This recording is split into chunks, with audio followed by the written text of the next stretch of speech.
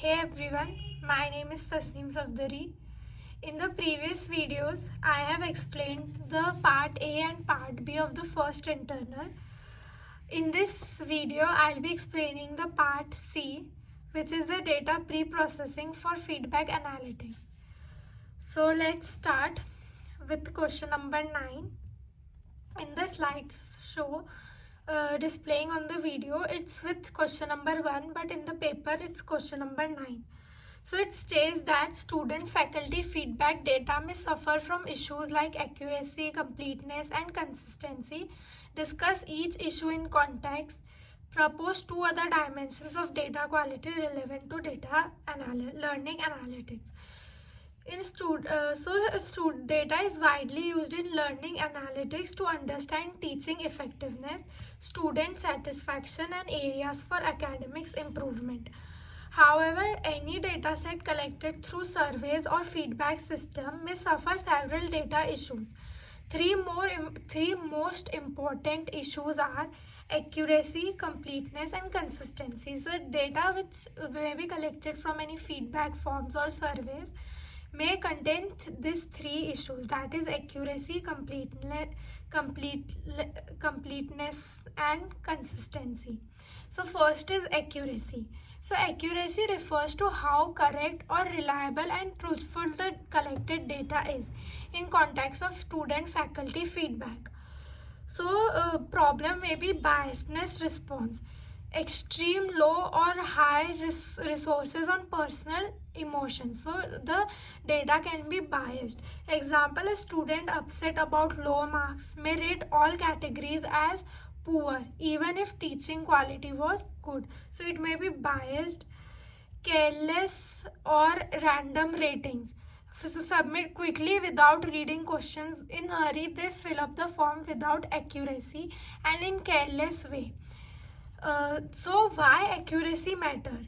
Inaccurate data leads to wrong conclusions affecting faculty evaluation, teaching improvement, and academic decision making. So if the data is not accurate, the decision which is made from it is also not accurate. Then the second thing is completeness. Completeness refers to how much of required data is actually provided. Like missing or incomplete data can also be provided. So problems which are related to this is missing survey responses. Many students do not fill out the feedback form, resulting in low response rate, and then partially filled form. But leaves comment sections. Only the rating questions are filled and comment sections are blank. So partially filling of the form is also done. Then incomplete student information, like they may fill information like missing demographic data, prevents meaningful analysis like comparing feedback across different groups. So why completeness matters? So if data is incomplete, the insights gained from may be biased or not representative of the whole student population because it is incomplete. So the things gained from insights which we gain from this may be biased. Third is consistency. Consistency refers to whether the data follows a uniform pattern without contradiction across entries. So what may be the problems related to consistency? It may be contradictory ratings. Like a student gives a high rating for teaching clarity but very low rating for overall effectiveness, which is inconsistent. If teaching clarity is high, then how come low ratings for overall effectiveness? So this is contradictory ratings. Now different rating patterns for similar questions. 2 similar questions may receive drastically different responses, showing the data may not be internally reliable. So it may not be reliable enough.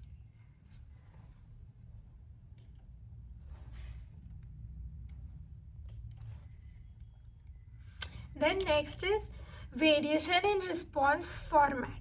If the feedback system allows text and numeric responses inconsistently, analysis becomes difficult.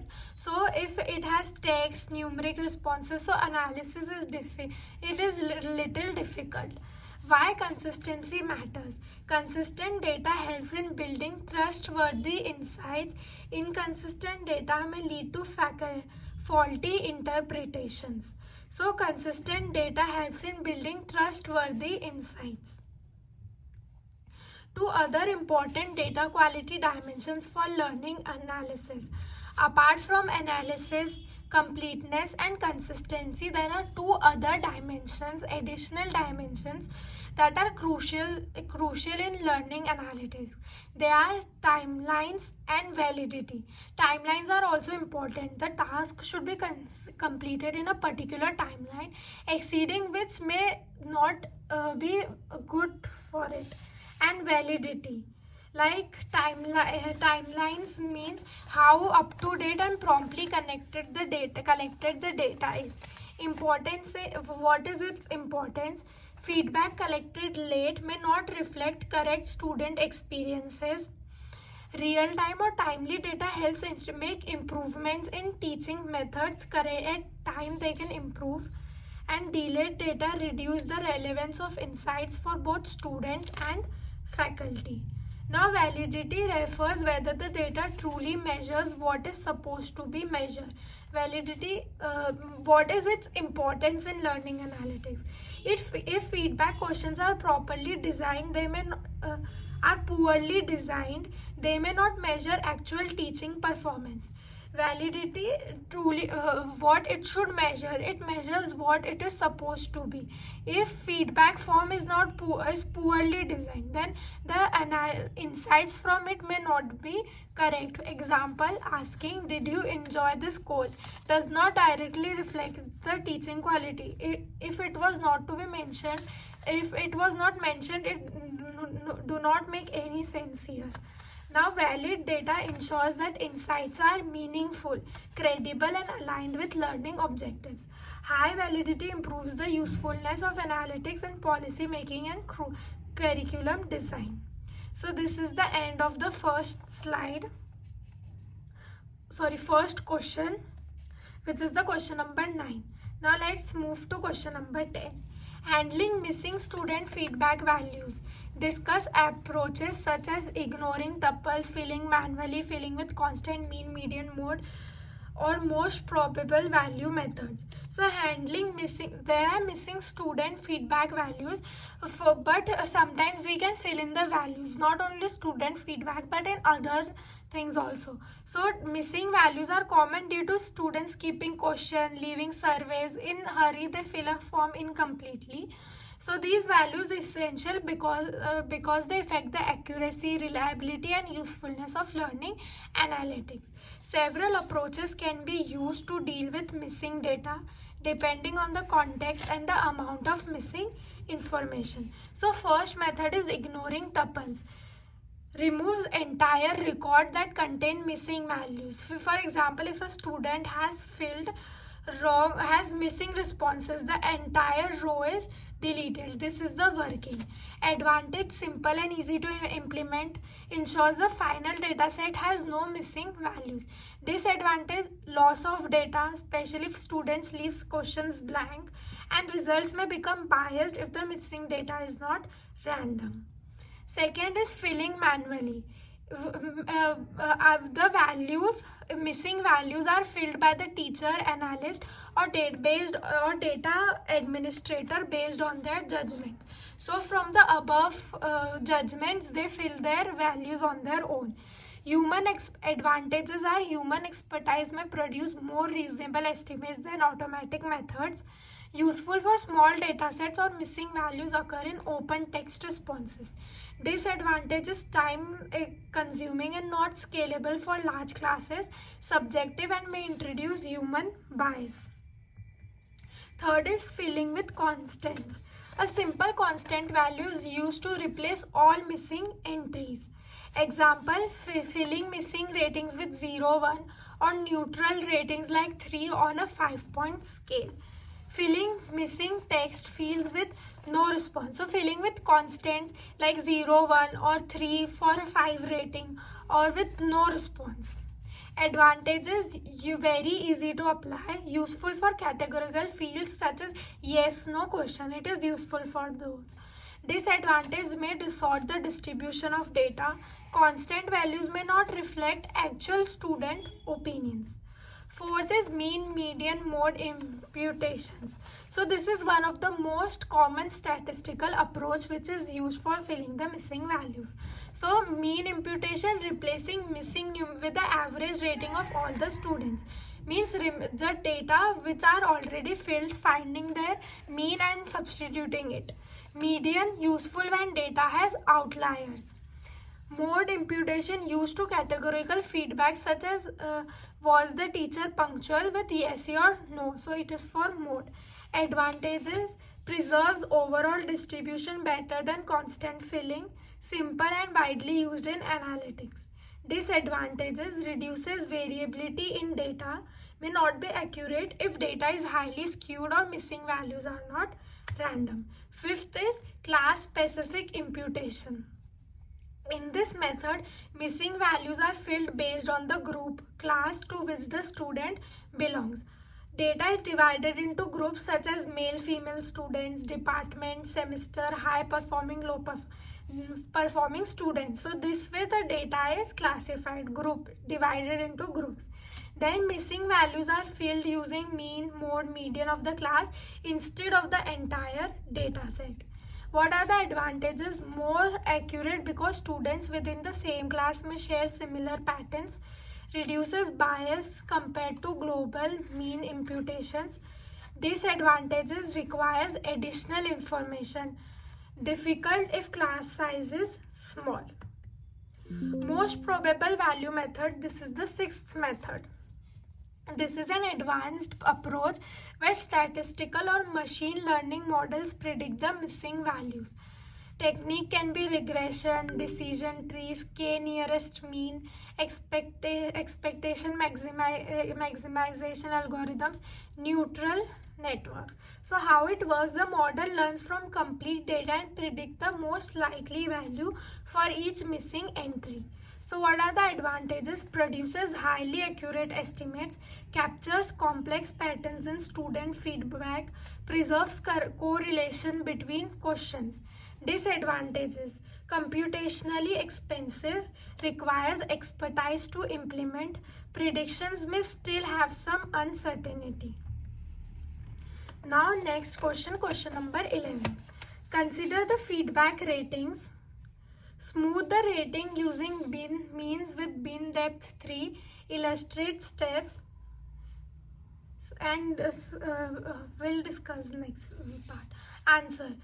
For the A part, given the feedback ratings, to illustrate we use the sample ratings, original sequence by submission, like 4, 5, 4, 2, 3. These are the 13 ratings. So first is bin means smoothing with bin depth equal to 3. This is the method. Illustrate steps. So it is steps by step. So step 1 is attach original indices and sort by ratings. We keep the original indices and we can map smoothed values back to the original order. Pairs like value and original index is kept together. Like 5 was on the first index, 4 was on second, and subsequently 1 was on the 13th index. Sorted by value ascending, preserving index. Along with their index which is preserved. So 1, 6, 1, 13. So along with their index it is sorted. Now group second step is group into consecutive bins of depth 3. Take the sorted list and form bins of size 3. So in sorted order it is made in different bins, like bin 1, 2, 3, 4 and 5. Step 3 is compute bin means. Replace each value in a bin with that bin's mean. For example, the mean of first bin will be 1 plus 1 plus 2 upon 3. So it is 1.33. Similarly, every bin's mean is calculated. Then step 4, assign each bin mean back to their original indices of the items in that bin. Like bin 1 and original indices is 6, 13 and 3, which were their indexes. So it is assigned with their bin. Now build the smoothed sequence in original submission order. Like original index and smoothed value 1, 2 and along with their bin. Final smoothed ratings mapped back to the original order. So the final now they are rated according to their index. Like 1 is given 5, 2 is given 4, 3 is given 1.33, 4 is given 2.6667, 7 is 4, similarly till 13. So final smoothed ratings mapped back to original order is this: 5, 4, 1.33, 2. This is the part A, which is smooth the ratings using bin means. Okay, second is suggest ways to detect outliers. So best ways to detect outliers: abnormally high lows. For feedback ratings, small bounded like 1 to 5, combine statistical rules with domain knowledge. So first is IQR box plot rule, recommended as first simple test. So compute Q1 and Q3 and IQR will be Q3 minus Q1. Flag points. Q1 should be, means flag points should be less than Q1 or greater than Q3. Illustration on a sorted data. Like we have 13 values from 1 to 5 in a sorted data. Median will be 4. We know how to calculate. Then lower half Q1 and upper half, that is Q3. 2 and 5 is calculated. IQR is calculated, that is Q3 minus Q1. Now outlier bounds. So lower bounds Q1 minus 1.5 minus IQR and Q3. So value is minus 2.5 and 9.5 respectively. Okay, second is, this was IQR box plot rule. Second is modified Z-score using MAD. Compute median and MAD, that is median absolute deviation. Modified Z, the formula is this: common cutoff, and MAD is robust to extremes, unlike SD. In our example, median is 4, MAD is 1. For x equal to 1, modified Z is approximately equal to this, which is not an outlier. So it is being displayed in the slide, the calculations and the formulas. You can look up to there. Now 3, domain aware rules, important for satisfaction data. Because ratings are bounded and often skewed, statistical tests can miss meaningful abnormal ratings. Use rules like flag any rating less than or equal to 2 when the respondent also gave low marks across multiple items or left a negative comment. Flag abrupt changes for the same student or instructor over the time. Sudden drop from average of 4.8 to 1.5. Then flag rare extreme values when the class median is high. Example, only 1 or 2 students gave 1 while class median is 4.8. So all these abrupt ratings should be rated or flagged. C. This was the 11th question, part B. Now let's move to the part C, which is discuss other methods for data smoothing. So first is bin means. We have used the bin means where we divided it in the bins. Second is bin medians. Replace each bin with its median instead of mean. We were replacing it with mean, now we'll be replacing it with medians. Pros, robust to extreme values instead of bins. Good for skewed or discrete ratings. Third is moving average, sliding window. For ordered data, replace each value with mean of neighbors. So for mean of neighbors, we replace each values. Pros, preserves Poral trends and smooth noise. Cons introduces lag, can blur real sudden changes. Weighted moving average or exponential smoothing. Recent observation weighted more heavily. Good for trend detection. Pros: responsive to change, simple hyperparameter. Cons: parameters need tuning. Okay, so this was question number 11. Now move to question number 12. In integration for MCA MTech analytics, discuss scheme integration handling and redundant data and resolving conflicts in values. So data integration for MCA. When you combine feedbacks or workload data from multiple sources, three main problems arise. That is scheme integration, redundant data and conflicting values. So what is schema integration? Different sources use different attributes, name, types or structures. Example, faculty ID versus employee number, rating as integer versus text. So the steps to solve this is schema matching and mapping. Build a mapping table that aligns equivalent attributes. Type harmonization. Convert types to a common representation. Canonical scheme. Decide a single canonical scheme and map all incoming records to it. Use ontologies and metadata. Document meaning, allowed values and provenance to avoid ambiguity. Now handling redundant data. This was schema. So same student or instructor may respond to multiple surveys or single survey may be submitted twice. So reduplication rules: define keys or identifying duplicates and dropped exact duplicates. Then record merging. When records partially overlap, merge using priority rules. Then source weighting. If duplicates from different sources exist, weight responses by source reliability and sample size. Keep provenance. Retain metadata so merged decision can be audited. Resolving conflicts in values. Two sources give different values for same attributes. So conflict solution strategies: time step, regency rule, prefer the most recent entry, authority rule, prefer values from a higher trust source. Then flag suspicion conflicts. If difference is greater than threshold, example is greater than mark for reconciliation. Fourth is validation and monitoring. Automated validation, range check, consistency check.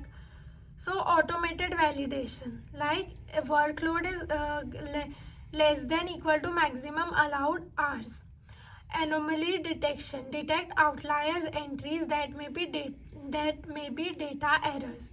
Provenance and audit trail, never overwrite raw data permanently. Keep raw plus clean versions. Both versions should be kept. This was question number 12. Now let's discuss question number 13. Discuss normalization methods. So first is min-max normalization. So formula is x scaled equal to x minus x min upon x max minus x min. This is the formula. Maps original 0, 1, 0, or any AB by scaling. Pros: simple, preserves relative ordering, interpretable. Cons: sensitive to outliers. Then B is z-score normalization. So z-score formula is z equal to x, which is the score, minus nu,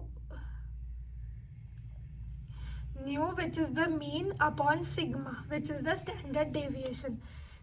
Pros is centers to mean 0, unit variance, good for algorithms assuming normality. Cons: sensitive to outliers. If distribution is highly skewed, interpretation is harder. C part is z-score normalization using mean absolute deviation, which is MAD. So z-score using MAD. So formula is ZMAD equal to x minus x bar upon MAD, where MAD equal to 1 minus n summation xi minus x bar mod. So pros, MAD is more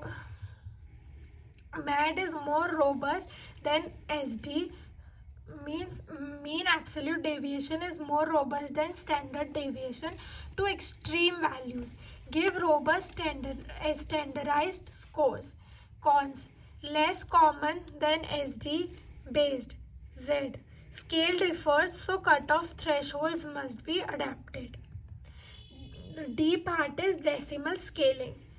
Choose integer j such that max value is less than equal to 10j. Then vi means we have to choose the integer value of j such that max value of vi is less than equal to 10j. Then vi dash equal to vi upon 10j. Pros, very simple, keeps relative order and reduces magnitude. Cons, arbitrary depending on magnitude, not suitable to make distributions comparable across different ranges. This was the end of question number 13. Now let's go to question number 14. Normalize the following faculty workload values, hours per semester, like 200, 300, 400, 1000, using the methods that we have discussed in previous questions. So min-max normalization to 0 to 1. So x min is 200 and x min is 1000. So formula, we know we have substituted value and we have computed the value for 200, 300, 400, 600, 1000. So the min-max results which are obtained from the same are listed in the form of a list. Next is z-score normalization. So first compute mean and sample standard deviation. So x bar, we know the mean, formula for mean, total number of observation, sum of observations upon total number of observations. So sum is 2500 divided by 5, which is 500. Sample standard deviation formula. So it is given summation root summation x minus x bar square upon n minus 1. So we have computed the standard deviations by putting it in the formula. Now sum, sample variance and sample standard is calculated.